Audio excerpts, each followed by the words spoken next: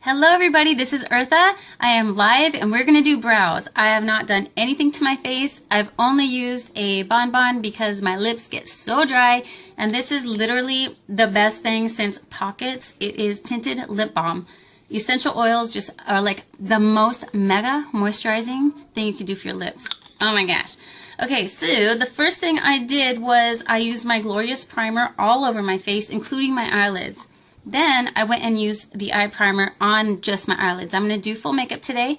So my next step after primer is you let your primer just kind of chill for a few. And then I go in and I do my brows. Then I do eyes. Then I do face in that order. So the first thing I'm going to talk to you about today is how to find your brow points. And this is really important, especially if you're like me and you don't have a lot of eyebrow to guide you, to show you the way. You've got to like kind of know your symmetry. So what you do is you take, I'm going to use our liner shader brush. You can use a brush and an addiction palette today instead of the liner to show you an option for your brows.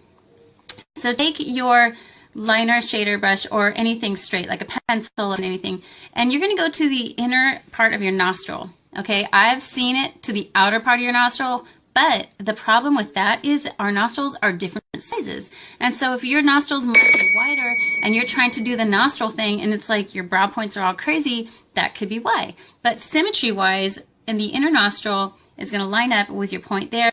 It'll be your Cupid's bow, the inner nostril, and right there. That's where you start your brow, okay? That's where it starts. The arch is Cupid's bow. Now you are going to go to the outside of your nostril because no matter how large or small your nostrils are, that is going to be the symmetry. Cupid's bow, same side, nostril, and there would be where my arch would go. Now if you don't have anything here and you're like, how, where, who, how do I end my brow? Where does it end? What you do is go to the other Cupid's bow and to the nostril and there. Hold on, let me line that up better. Kind of give it a...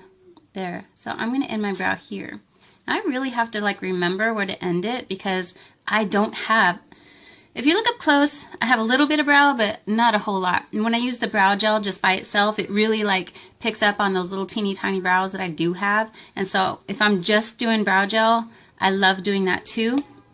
I will talk more about that later, about the brow gel alone. But first, let's go into brows. Rosewater is one product that you really need to add to your life because it does so many things. Alice talked about it, how it reduces redness. It will actually shrink your pores. It will help clear up breakouts. I have mega oily skin, you guys, and I used to always have breakouts, always. One here, who knows where else, always. And I'm going to be 46 on the 20th, and that's not fun. That's not fun to like not be a teenager anymore and still constantly broke out. And once I started using Rosewater, my face cleared up and you can see, and I used to have a ruddy complexion, you know, that ruddy and sunspots and all kinds of craziness. It's like my face looked dirty. And I promise you, I used Rosewater. I've been for 18 months, I've been a Younique presenter, and wow, what a difference in my face, completely. But not only that, that's for the skincare side, it also helps with your makeup. Did you see how Alice put a squirt on her brush and touched on the shimmer to help pack that on without having to like use tons of product? It just lights up your product. It lights up your colors. So if you spray a little bit on your brush, or we can do something else that I'm going to show you here, where you actually spray in the cap and you touch it in there with your brush. So this is what I'm going to do with the liner shader brush. This is a Younique brush. Younique brushes never rust and they are built to last a lifetime. This is liner shader, one of my favorite brushes ever. I actually bought the complete brush set and a face set and then another face set because I use so many different brushes for so many different things. I would use this for my brows, for my liner, for anything, and I use this all the time. Oh my gosh. Okay, so let's go into it. I'm going to put a squirt into my cap here, not too much. It's barely there.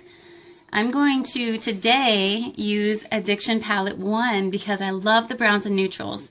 Okay, when I don't do a lot of makeup, I really need to keep my brows lighter because it looks too intense. But today, I'm going to do full makeup, so I am going to go darker on my brows. It's going to look crazy at first until the makeup's on. You all know that. So I am going to actually go in with this color Chipper first and then start to go a little darker on the ends. So let's do this. Taking the liner side, I'm just going to touch it in there, not too much because you don't, and I'm pushing it on the side of the lid. See that? I don't want it soaking wet, sopping wet. I do want rose water on it though. Okay, let's go in. You want to start kind of, and I just barely touch, just like that, not too crazy. I'm going to kind of start center of my brow rather than on the inside because I don't want the inside to look too drawn. I'm going to stay center, go up, and I'm kind of remembering where my arch was, so hopefully we'll get it right. I'm doing my bottom line first, okay?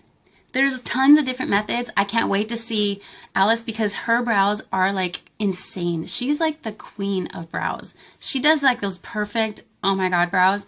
I'm going to do it my way, what works for me. So that's my bottom line. I have to go a little bit higher and draw some brow up here because as you can tell, I don't have any. Okay.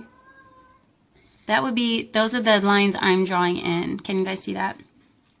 Okay, so now I'm going very subtly because you can always build. You don't want to go in too heavy. It's better to go lighter and build than darker and be like, uh-oh. So now what I'm going to do is I'm going to fill in with little strokes.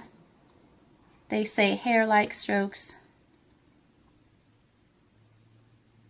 And go down. Now I normally have music in the background, but Facebook started deleting videos, even if there's like a radio in the background. So it's quiet. All you get is me. Now from the inside, I'm going to start doing hair-like strokes and kind of wispy. Just little wispy strokes. Because I don't want my brows too intense, and I definitely don't want it all crazy drawn in right there. So I left the inner corner sort of open. Now I'm really digging this. So what I always do is, like I showed you before, I have a towel by me. I swirl out my brush. I'm going to touch it again in the rose water, barely, and push on the edge. Get that rose water to not be sopping wet on my liner side. Now I'm going to go in with a darker color. This darker color called Fortright. I'm barely going to touch. This is going to be very light on me because I don't have big dark eyebrows, so I don't want to look crazy. And you want the darkest part of your brow to be towards the end, not towards the middle. So I'm just going to kind of go from halfway out because it looks a little like orangey brown to me, and give it a little bit of a darker color. I am barely touching. Okay, barely touching, barely touching.